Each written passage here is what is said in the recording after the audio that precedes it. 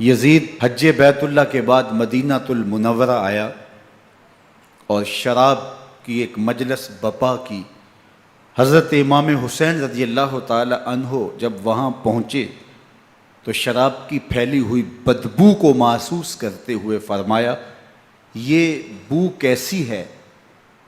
تو نشے میں دھت یزید بولا، یہ شام میں بنتی ہے، اور ایک جام منگوایا اور اس کو پیتے ہوئے دوسرا جام حضرت امام حسین رضی اللہ تعالی عنہ کی طرف بڑھاتے ہوئے کہا، ابا عبداللہ لیجئے۔ تو حضرت امام حسین رضی اللہ تعالی عنہ نے فرمایا، میں اس کی طرف دیکھتا بھی نہیں ہوں، اور پھر وہ عشقی اشعار پڑھنے لگا۔ جب یزید کی شراب نوشی کا منظر امام حسین رضی اللہ تعالی عنہ اپنی آنکھوں سے دیکھ چکے تھے تو مجھے بتاؤ یزید کے ہاتھ پہ امام حسین کا پاک ہاتھ کیسے آتا؟ حضرت امام حسین رضی اللہ تعالی عنہ جس ماحول میں پلے تھے، جس ماحول میں پرورش پائی تھی، جس ماحول میں رہے تھے، وہ پاکیزہ اور تقدس مآب ماحول تھا۔ اور یزید کبھی اطراف دمشق میں، کبھی غوطہ میں، کبھی الخضرہ محل میں، اور کبھی کہاں داد عیش دیتا رہا اور لہو و لعب کے اندر مصروف رہا، اور اس کی زندگی ان چیزوں سے عبارت تھی۔ وہ محرمات کو حلال قرار دیتا، شراب نوشی اس کی ہڈیوں میں رچی ہوئی تھی، اور شریعت بیضا کا مذاق اڑایا کرتا۔ اور حسین ابن علی رضی اللہ تعالی عنہ کی دوستیاں جن لوگوں سے تھی وہ عبداللہ ابن عباس تھے، عبداللہ ابن عمر تھے، حضرت عبد الرحمن بن ابو بکر رضی اللہ تعالی عنہ تھے۔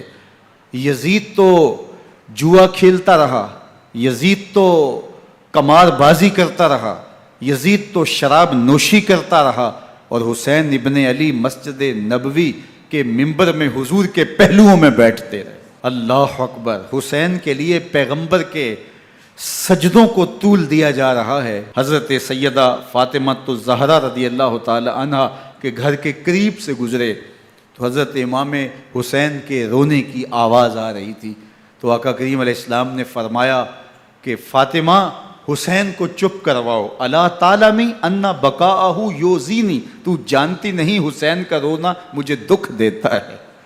حسین ابن علی کو حضور رونے نہیں دیتے تھے، ان کو دکھی نہیں ہونے دیتے تھے، کیونکہ رسول اللہ صلی اللہ علیہ وسلم جانتے تھے کہ یہ کتنے دکھ سہے گا، کتنی تکلیفوں سے گزرے گا اور کتنے مصائب سہے گا۔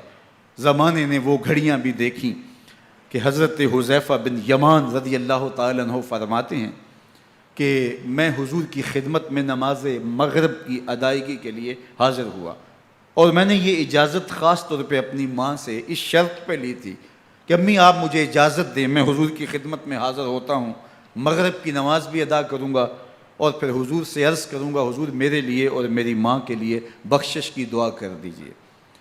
ماں نے اس شرط پہ اجازت دے دی اور میں حضور کی خدمت میں آ گیا، نماز مغرب ادا کی، سلام پھرا، لیکن حضور عبادات میں، ذکر میں، نوافل میں ایسے مشغول ہوئے کہ میں آرزو رکھنے کے باوجود بھی عرض نہ کر سکا۔ خیر نماز عشاء کا وقت ہوا، اذان پکاری گئی، حضور مصلی پہ آئے، نماز پڑھی، سلام پھرا، اور حضور اٹھے اور کاشانہ اقدس کی طرف چل دیے۔ اب میرے دل میں یہ خیال رہ کے آ رہا تھا کہ ماں کو کیا جواب دوں گا، میں تو حضور سے بخشش و مغفرت کی دعا کروا ہی نہیں سکا۔ جب حضور چل پڑے تو غیر ارادی طور پہ میں بھی حضور کے پیچھے چل پڑا، تو حضور نے رخ پھیرے بغیر فرمایا، من ھذا، میرے پیچھے پیچھے کون آ رہا ہے؟ پھر خود ہی کہا حذیفہ تو نہیں؟ تو میرا دل دھڑک رہا تھا، قلت نعم، میں نے کہا جی حضور میں حذیفہ ہوں۔ فرمایا ما حاجتک غفر اللہ لک ولامک، کیا کام ہے؟ اللہ تجھے بھی بخش دے، تیری ماں کو بھی بخش دے۔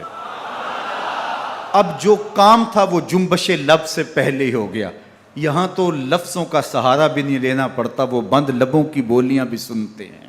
اقبال بولا ہے فروغت صبح آثار و دہور، چشم تو بینندائے ما فی الصدور، تیری نظر تو سینوں کے چھپے راز بھی دیکھتی ہے۔ تو کہا ما حاجتوں کا غفر اللہ لک ولامک، اللہ تجھے بخش دے، تیری ماں کی بھی مغفرت کر دے، کیا کام ہے؟ اب جو کام تھا وہ تو ہو گیا۔ تو میرے حضور نے ارشاد فرمایا، حذیفہ سنو، ابھی ابھی ایک فرشتہ آیا ہے جو اس سے قبل دھرتی پر پہلے کبھی نہیں آیا، آج پہلی مرتبہ اللہ سے اجازت لے کے 2 کام کرنے آیا ہے۔ ایک تو مجھے سلام کرنے آیا ہے، اور دوسرا خوشخبری دینے آیا ہے کہ آپ کی بیٹی فاطمہ جنتی عورتوں کی سردار ہے، اور حسن اور حسین جنتی جوانوں کے سردار۔